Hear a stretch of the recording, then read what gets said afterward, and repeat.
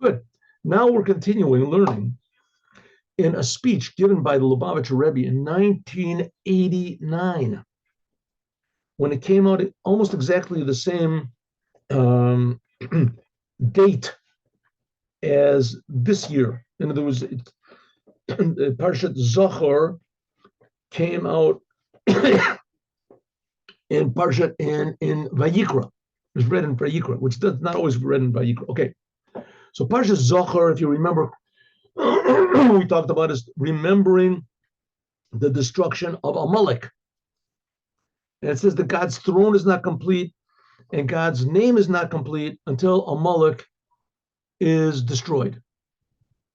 And the whole idea of Amalek, it's a nation, a force. It's also which is inside of us, which cools us off to God, and it makes us forget that we're Jews and forget what God did for the Jews and forget that God is creating us to forget.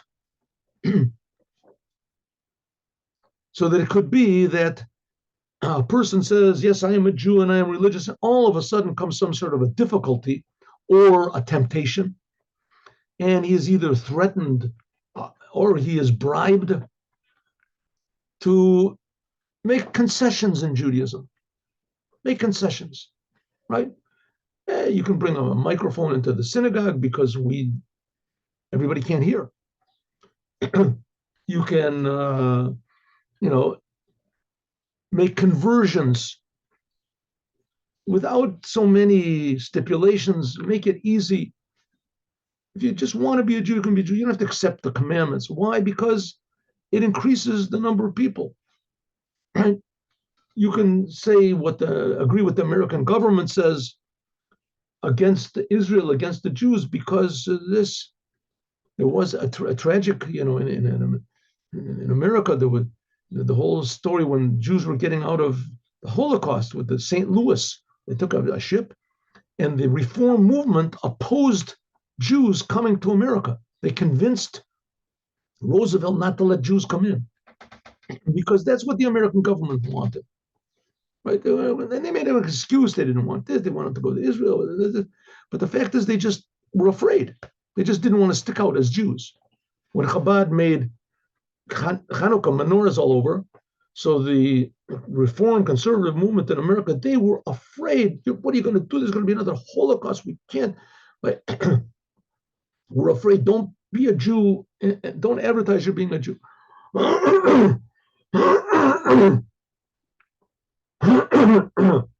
So what happens? That's what Amalek does. Amalek makes a Jew forget that he's a Jew. Makes him forget his Judaism. Right? How do they say? Honesty is the best policy? Sometimes. So it says, so the question was asked, how is it possible then? The answer is, I just gave it, but the answer, it says in the Megillah that the Jews only accepted the Torah, Kimu v'Kiblu. The first time the Jews really accepted the Torah was in the holiday of Purim. Now, the holiday of Purim was, 900 years more after the giving of the Torah. You want to say 900 years, the Jews had the first temple. They had the tabernacle all this time. The Jews brought sacrifices. They all lived in Israel. All the Jews were together in Israel. And you want to tell me that they didn't really accept the Torah until Purim? Purim was right before the second temple was built.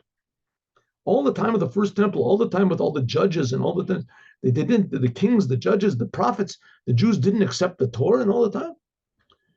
And so he says, yes. Why? Because the main reception of the Torah is the Torah and the commandments is done so strong and powerful that no matter what situation you're in, a Jew stands in all of his power and he does the Torah and the commandments. In other words, he realizes and feels that the Torah comes from the creator of the universe. And by means it was revealed the essence of the soul, the Jewish soul that's connected with the essence of God, is that gave the essence power to the Jewish people that they could serve the creator in every situation. Let me turn this off for you. Let me go. 1 minute. Okay.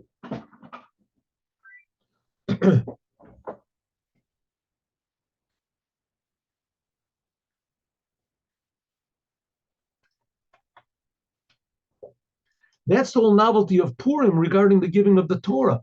That in the giving of the Torah was revealed godliness from above.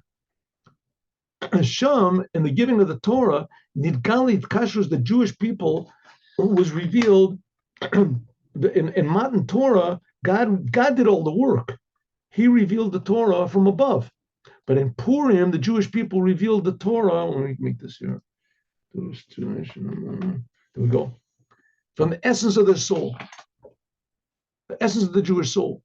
In Matan Torah, when the Jewish people were on such a tremendously high level, and they were tremendously spiritual, and they all saw God, and they all felt God, and they all believed in God. 1 second, let me get this spotlight here. Then the light of God was by them revealed until Kifalem Harkagis. It says that God, it says that He held the mountain over them like a barrel, and it's explained. That's what it says in the Gemara, that God forced the Jewish people to receive. And it says, what does it mean? He held the mountain over them. One meaning that He held love. Abraham said he saw God on the mountain. Abraham's thing was love. Love is a synonymous with the mountain. It's a metaphor, the mountain. So God showed them such ahava, love, that the Jewish people couldn't say no. Therefore, they received the Torah because of the revelation from above. So automatically, it didn't go into their essence completely. As long as God's doing all these favors for us, so of course I'm going to do it. But as soon as God doesn't do us favors anymore, it's difficult, then they don't know how it's going to be. But you don't know how it's going to be when God stops His revelations. Which is not the case in Purim, because when the Jewish people, they were the lowest of the lows, in the darkness of exile, in the days of Achashverosh. What is Achashverosh? It says Hushcharu, and it was made dark, black, the faces of the Jewish people. Soni Yisrael. It's a nice way of saying the Jewish people. It says the haters of Jews, but it really means the Jews. In his days, Kashuli Kadir, like the bottom of a pot. Right? You ever see a pot, you boil it, it gets all dirty on the bottom?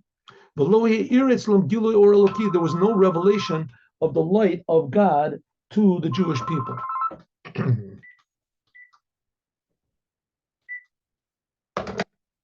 Like it says, Esther Minatora, Minayan. Where do you see Esther is written in the 5 books of Moses?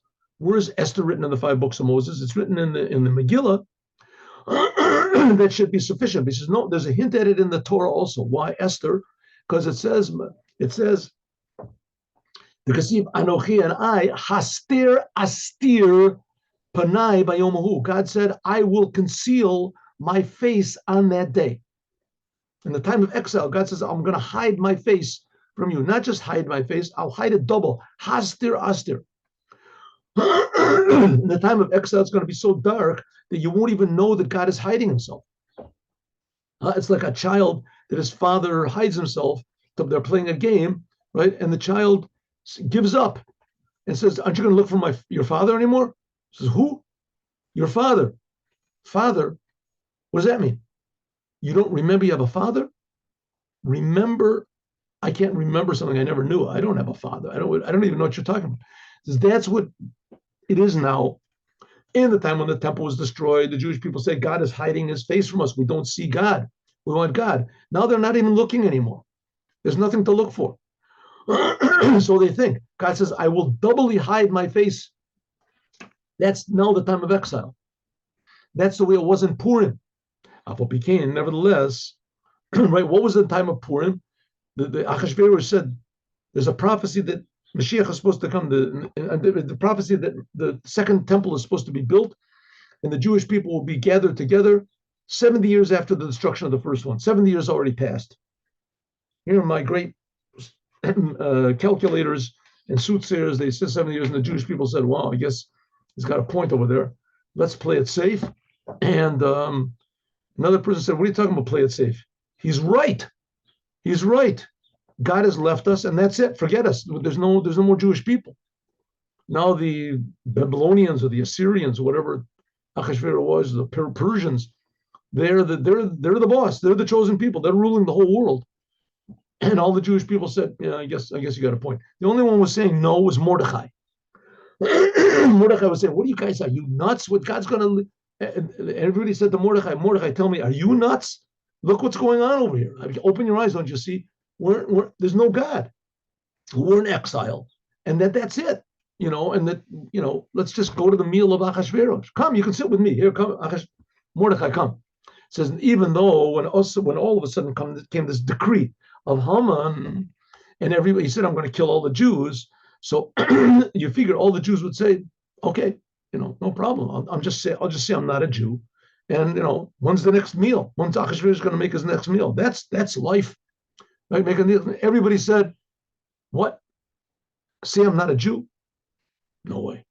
So what you just said a minute ago, that God doesn't exist. Maybe that was a minute ago. Maybe. I guess I made a mistake. God does exist. We're his people. And then explain to me, how is it that Haman made a decree to kill all of you? I can't explain it. But one thing I know for sure is I'm a Jew. Amdu b'kol tokef, they stood powerfully, Bekim, doing the Torah and the commandments with all of their being.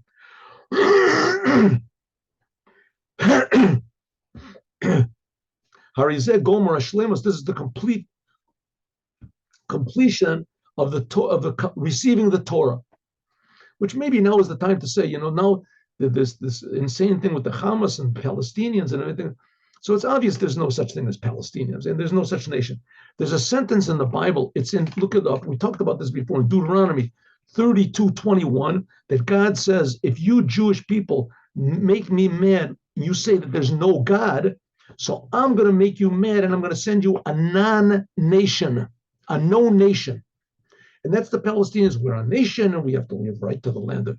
They don't even say Israel. They don't even say the land of Israel at all. We're Palestinians, and Palestine is ours, and we want Palestine. There was never such a thing as Palestine. It's a non-nation. It doesn't exist. And the world is making it into a non-nation. But the point of the matter is that the Jewish people have to start doing Torah and the commandments. That's the point. That the whole thing is just to bring us back to our identity. To bring us back to our identity of who we really are, to give us a wake up. And some people I know, I had a yeshiva for a long time. There's some boys that they don't want to wake up in the morning.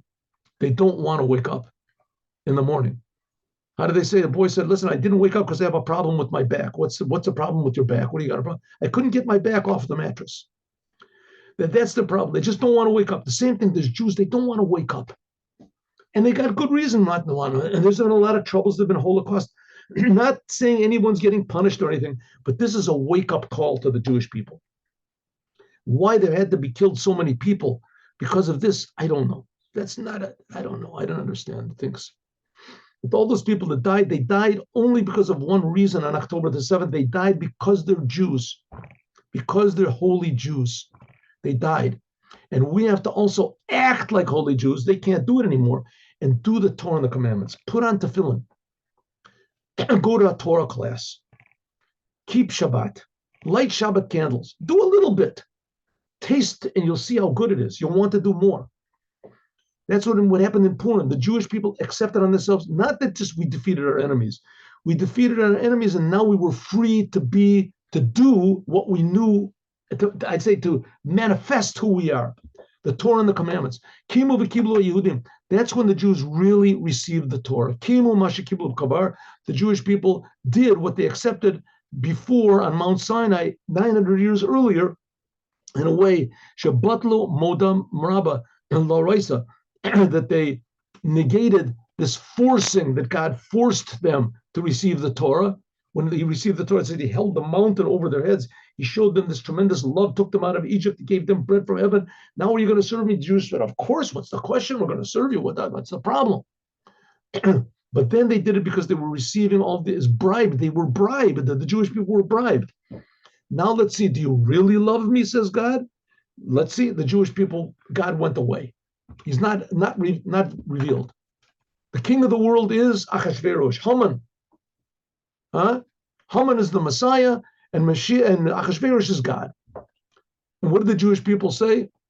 It seems that's the way things are. We don't care. We believe in God because God is B'koach Atzma. They believed in Hashem From themselves, they had no signs and no help. And another way of saying it, HaKodesh Baruch Hu, the Kabbalah is a Matan Torah. When the Jews received the Torah, was mainly because of Kochas Giluyim. They received it from their personalities. Havana, they understood. Hasaga, they grasped in their mind. They Hergish Alev, they were grateful to God. They felt God. The Ilu Kabbalah Purim, but what happened in Purim was Hayata Be'ikah was made from the essence of their soul. The whole, if they would rely on one moment, if they would rely on understanding, on thought, on feeling, they would say, no, I can't do it. Or they would tell their children, listen, I'm going to die. But you, Junior, please say you're not Jewish. Just say you're not Jewish, and you can live and carry on the message and tell everyone what your father did for you. Put my picture in remember me. Nobody said that. They didn't tell their children, right? And if they would have told their children, the children would have said, Daddy, I'm not going to do it. I'm a Jew. And the father never even thought to tell his son, say you're not Jewish, so do you live? He said, son, you're a Jew. Make up your own mind.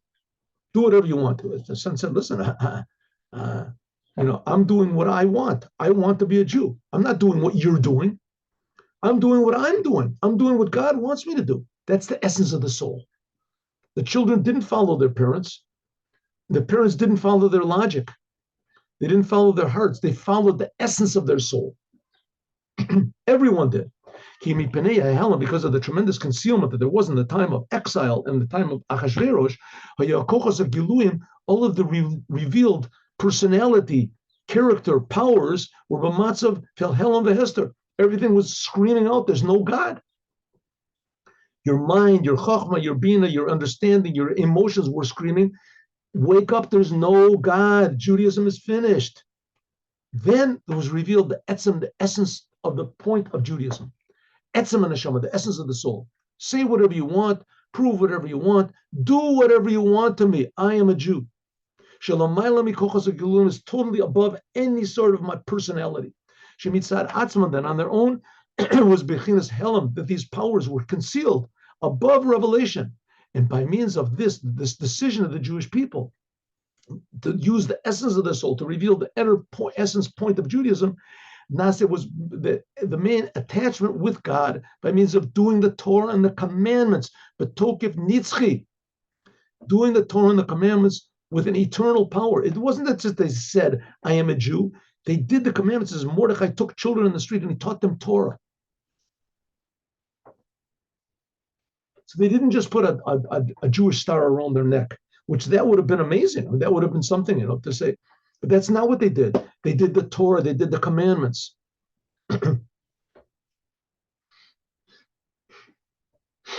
Motivated only by the essence of their soul. That's called receiving the Torah.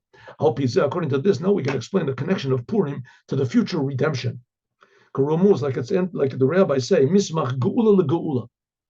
The rabbis say that when there's two udders like this year, so it says in the Megillah that Purim is on the 12th month.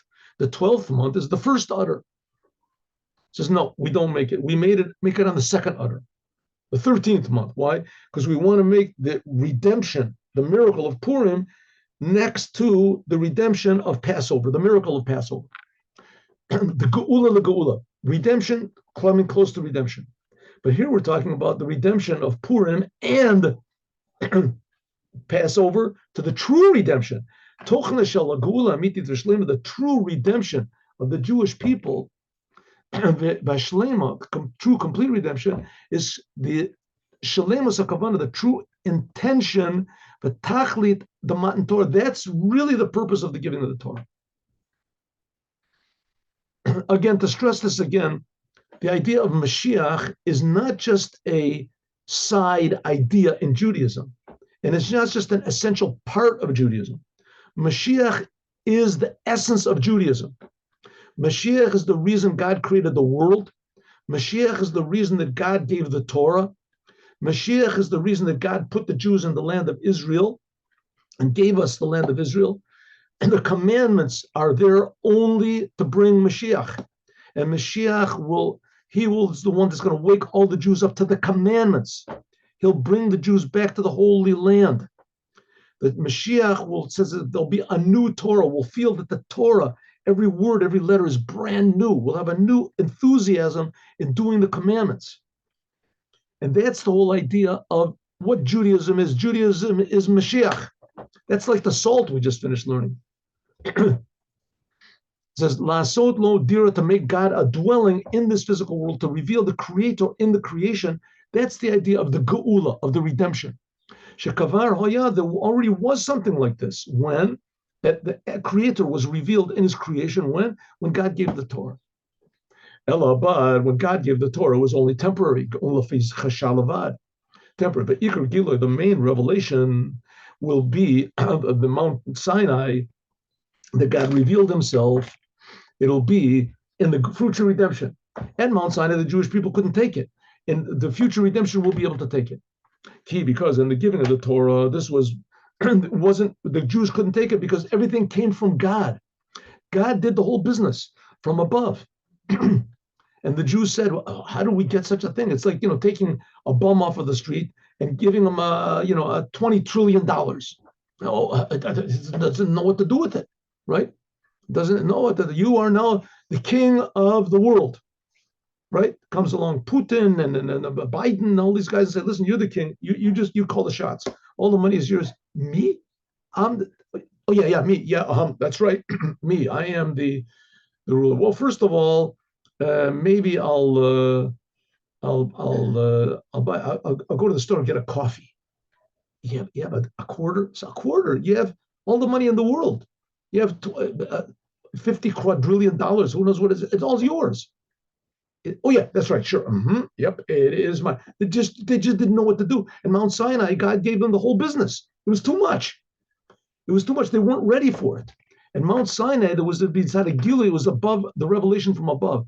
But the future redemption will be, we will be prepared for this revelation. Of course, God will help us. The Inyan Zeh Mitzad Tachtoni hours. Ali de Avodas Mata, a revelation from below. I think maybe, I just thought about this, and you can, I'll throw this in, you can throw it out. At Mount Sinai, the Jewish people, they were happy being free. They got out of Egypt, they were happy. In other words, they were basically happy the way things were. They were free, they got bread from heaven, they were protected by clouds. They were happy the way they were. God took us out, God loves us, God wants us, God does, He split the sea for us, this. All of a sudden, God gave the Torah, all of a sudden everything became different. Different. Now they realize it's not our world that we're happy in the world. It's God's world. Everything belongs to God. And we're here only to do the Torah and the commandments. Suddenly everything changed. They didn't want the change. They couldn't change. They were happy the way they were. Now in our exile, I don't know if anybody will be happy the way things are. That's the idea of Hasidut. To teach us you can't be happy the way the world is. Until there's revealed truth in the world, godliness in the world, you can't be happy. You got to be miserable. It's terrible. You have to be crushed.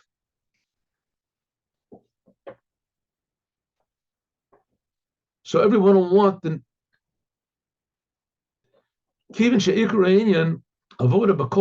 now we're serving God from ourselves. When did that begin? On Purim. Therefore, in Purim is revealed, it's stressed, the future redemption. All of a sudden in Purim, nobody wanted anything they had. We said we don't want to be accepted. We don't want our houses. We don't want life. We don't want anything. All we want is the truth. And they were willing to die for the truth. They were willing to give. They weren't happy even with life. If we have to live in a world where Achashverosh is the ruler and we have to do what he wants, no way. I'm not going to say that I'm not a Jew.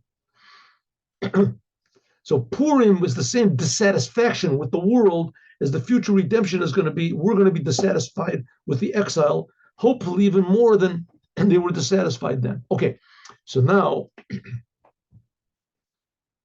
and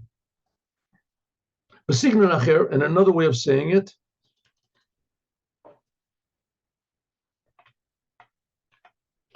a little bit. In Matan Torah, in the Revelation, there's the revealed of godliness in the world. Elokut Bolam. Like it says, Kol Am Ro'im et Kolot, all the Jewish people, they saw the sounds. Mistaklin Mizrach, they looked to the east and they heard God speak. They looked to the west. In other words, God was coming from every atom in their body. But Kol Ar Baruchos from all the directions. Like the rabbis say, Shur Lo Ga'ah, like it says, an ox did not, moo. Elo Olam Shotek, the whole world was quiet. Umachrish, and it was silent, which is not the case in Purim. That's in Mount Sinai, because the revelation was above, which is not the case in Purim. Purim is Helam ve'Esther. In Purim, there was no sound from above. There was no God revealing himself. Anochi Hashem Elokecha, I am God, your God. On Purim, there was Anochi, Hastir Astir, the Anochi that they received on Mount Sinai was Hastir Astir, was double covered over.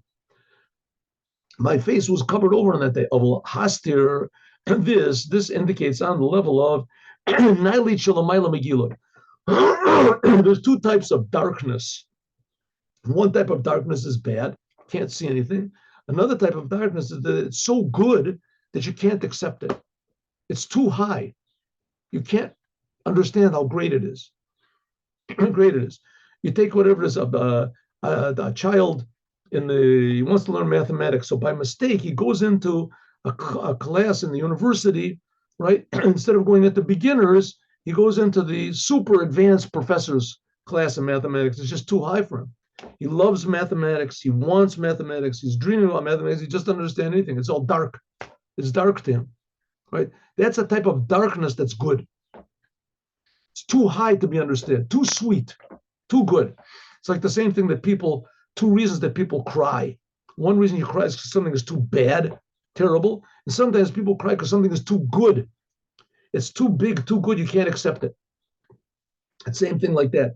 It says that God will conceal himself means that on one hand means that God will conceal himself. That's a concealment of exile. But on the other hand, it shows that what's being revealed in the exile is so high that we can't see it. Sha'afilu b'chinas Yom, even on that day, will be concealed and hidden. In other words, the highest revelations will be so high that we won't be able to receive it. Why? Because it'll come from the source, which is called the concealed of all concealments. That's basically what was revealed in Mount Sinai. They couldn't take it. But in the future, it'll be revealed in the world. Why? Because it'll all come from our work. It won't be from God, the unprepared people. This is done by means of our service to the Jewish people in the dark exile that we're in now in the days of Achashverosh. Shehushcharu panim, and the Achashverosh made our faces black, darkened our faces with the exile.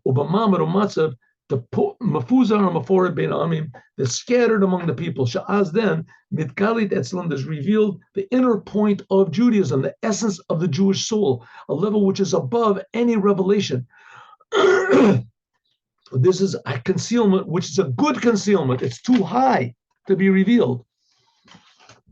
But even though the Jewish people are mafuret and mafuzar bein amim, that the Jewish people are scattered around the people of the nations, even though we're scattered around, that's one of the points that Haman used in order to convince Achashverosh to let him destroy the Jews. So the Jews are scattered around all the people. They're scattered around the whole world. So it says the Rebbe, scattered around is bad. On the other hand, scattered around is good. What does it mean? Because the Jewish people they'll make the whole entire world united with them. They're on one nation. Al Yadei, by means of attachment, their essential attachment to one God. This includes also Shemam Shichim Megalim, that they draw down and they reveal the oneness of God everywhere in the world. Goy Echad Ba'oretz, we are one nation in the world. Nikam Yisrael, Goy Echad Ba'oretz, we're one nation in the world. What does it mean, one nation in the world? We reveal the oneness of God in the world. This is from Shmuel, the second book of Samuel, one book. By means of the attachment of the Jewish people, sorry, by means of the Jewish people revealing the oneness of God in the whole world, they reveal in the Eretz HaTachtona, the lowest places. That by means of this is revealed in all of the world the kingship of God. And that I think we can safely and certainly say that that's the whole thing what's going on now about the land of Israel. The argument about the land of Israel, who takes the land of Israel, and why the Jews insist they have to have the land of Israel. Why the land of Israel? What's the big deal? Jews are scattered around the whole world. So let the Israelis scatter. Listen, I think, I could be wrong, but I think that Israel has the greatest percentage of citizens that left the country than any other country. I could be wrong here, but I mean, there was how many Jews are there living in Israel? 6 million, 7 million Jews. How many live here? Right? How many does live in Israel? 7 million Jews. Like 1 million of them are living outside of Israel. The South America, South Africa, Canada, packed with Israelis over there. Packed with Israelis. Right? Why Israelis are there? They're all over the whole entire world. What's supposed to be the whole idea? So why not make all the Israelis live outside of the land of Israel? What's the big deal, right? I mean, we see that they went outside of Israel and they're living okay. So the Israelis can live in France and other places. It's such a big deal. Let the United Nations arrange it that they'll give them reparations to Jews and let the Palestinians take over the land and the Jews will just be scattered. What's the problem? What do they insist on the land of Israel for? So the whole idea is why they insist on the land of Israel, because the land of Israel is holy. And the Jewish people are holy, even if they don't know it. They deny the land of Israel is holy. They say it's just a land like any other land.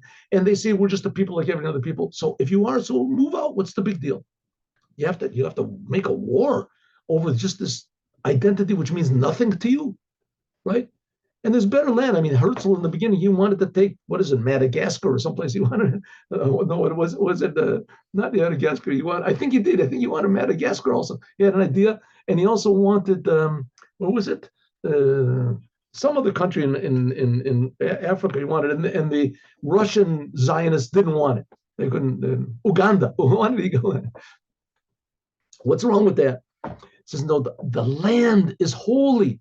The Jewish people are here to say that God is creating not just the land of Israel, the whole entire world. That's what it means, Dir B'Tachtonim, that here is the place where it starts. There's land, ground, dirt. That's holy dirt. Where is this holy dirt? It's in Afula and it's in these normal places, right? The streets are holy. They said by means of this is revealed in the whole entire world the kingship of God. Achashverosh that is above the good Achashverosh, that the end, not the Achashverosh that blackened the faces of the Jews, but Achashverosh Achrit Bereshit Shalom, that the end and the beginning are his. Shenasha Moshel B'Kipa, that God, the Creator, He'll be the ruler of the world. Mehodu Vad Kush, from Hodu until Kush. It says Hodu was right next to Kush, and he ruled the whole entire world, all the way 360 degrees. Kush Sheva V'Esrim Umea Medina, 127 countries. Capushuto, simply the whole entire world. That God will be the reveal everywhere you go. Everyone will say, oh, God is creating, thank God. Often that'll be revealed to all the people, like it says, that God will be the ruler on that day. God will be one, and his name will be one. And that's the whole idea of Purim. And that's how Purim is connected to future redemption, as we will talk about more tomorrow. A very interesting thing in Purim, there's the letter Mem appears, Mem 40. There's the Megillah, Mikra Megillah, and the Mishte, that's the meal, and Mishloach Manot, sending gifts, and Matanot Levionim, and giving to the poor. Mem, and there's more, as we'll talk about, God willing, tomorrow. Now let's do the Yom Yom.